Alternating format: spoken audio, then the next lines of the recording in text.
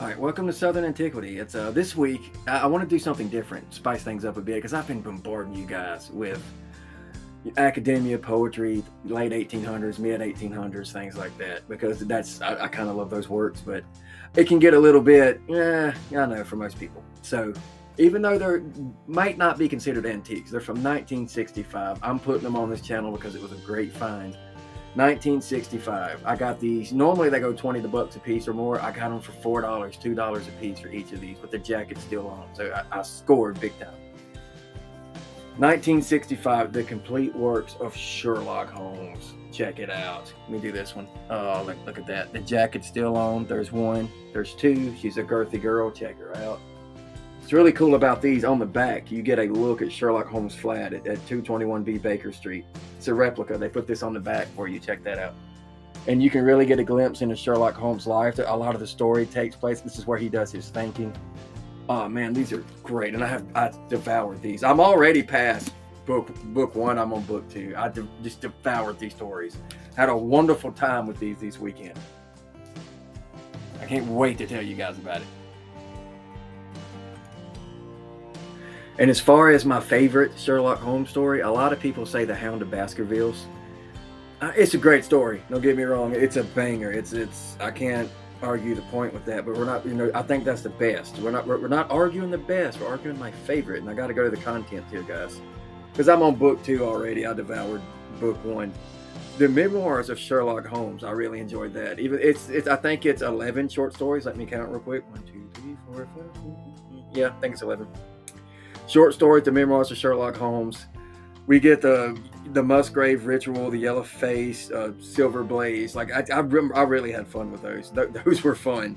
And the story of The Memoirs of Sherlock Holmes and why it's a thing, and you kind of get that at the beginning from Sherlock.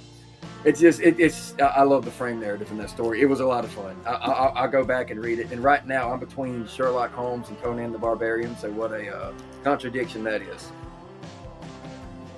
And here in a little bit later in the video, we're going to get into some of the story. I don't want to get in too deeply in the story aspect because I want you to go find and read Sherlock Holmes, because it's a mystery, so it's kind of hard to do a review because that's the point of a mystery book, is it keeps you going and it helps you solve it, and it just ruins the mystery for anybody else. So I don't know, what is the point of doing a review of a Sherlock Holmes story when if you reveal the mystery, there's no point in reading the Sherlock Holmes story, right?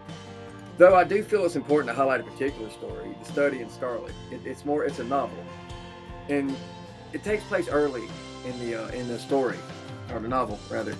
It's important because it gives us a lot of insight into Sherlock Holmes and who he is. Because there's a scene where it's a murder, of course, and he gets there, and he picks up cigarette ashes, and he's examining these cigarette ashes. Right, this guy can determine what brand of a cigar, rather, what brand of cigar it was by how the ashes fell down, because he went into a lab and he lined up a bunch of different cigars and lit them, and he watches how the ashes fall, and the different cigar wrappings burn differently, and they fall differently, and they burn at different lengths, and he can look at the ashes, how they fell, instantly know what brand of cigar it is. Sherlock, that to me just tells us who Sherlock is. He's kind of an obsessive compulsive detective.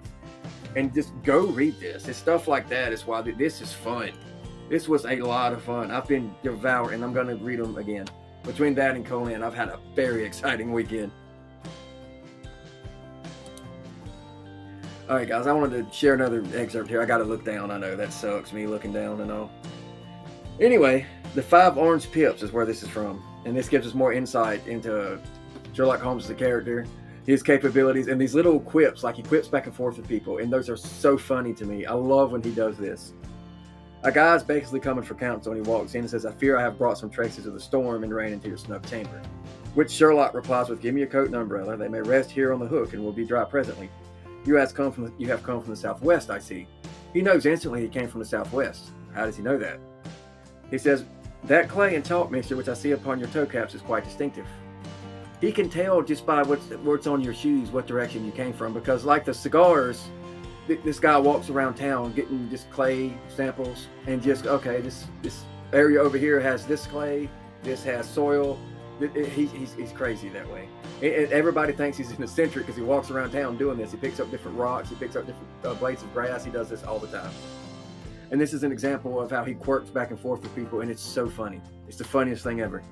The guy goes, "I have come for advice." That is easily got, and help. That's not always so easy. It's just a little stuff like that. And in context to the story, it makes it funny when you realize into the story exactly what Sherlock is talking about. And then, of course, this is the greatest one where he goes, I've heard of you, Mr. Holmes. I heard from Major Prendergast how you saved him in the Tankerville Club scandal." He goes, of course. He was wrongly accused of cheating at cards." Just little stuff like that. And then he goes, "He said that you could solve anything. He said too much." It's the great, I love Sherlock when he quips back and forth. When he says stuff like that, it's amazing. This guy is super intelligent, but he's got a quick wit. But it's not a smart aleck wit. It's more like he's self-deprecating. Like, hey, I'm not as smart as you think I am. Great character work here, by the way.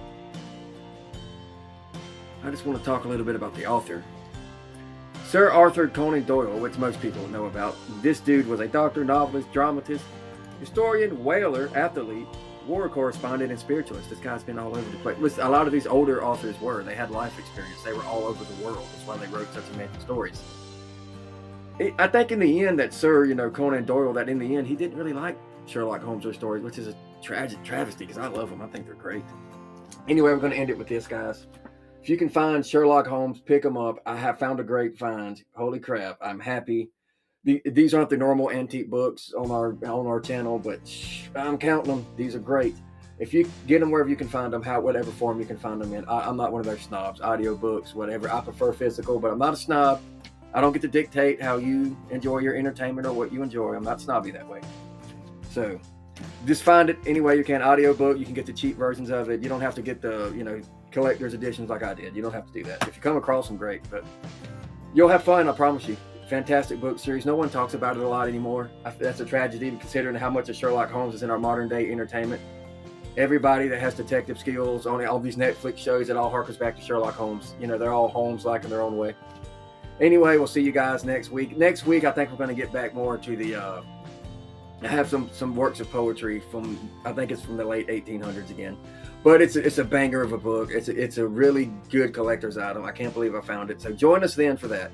Till then, I'll see you guys here at Southern Antiquity. Thanks for watching.